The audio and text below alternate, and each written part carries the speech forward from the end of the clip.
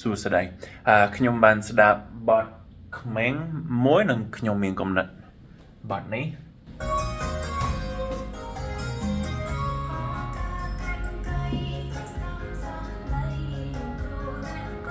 លោកគ្រូខ្ញុំគិតថាបទនេះពីរោះណាស់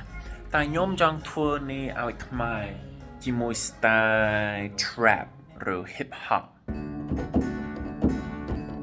ពីបងពីបងប៉ាពីបងពីបងប៉ាឥឡូវខ្ញុំត្រូវ record ស្ត្រីម្នាក់ច្រៀងឲ្យពីរោះណាស់ក៏ការកែងកៃត្រូវស្ដាំសំដីលោកគ្រូអ្នកគ្រូ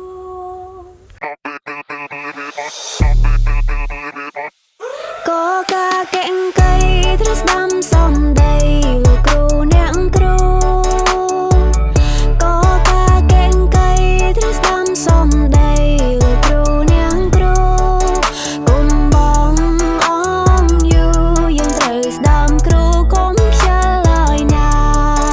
គុំបងអងយូយើងត្រូវស្ដាំគ្រូគុំខ្ជិលឲ្យណាសូម comment តើខ្ញុំគួរ remix បទឲ្យបន្ទាប់អរគុណច្រើនបងប្អូនលាហើយ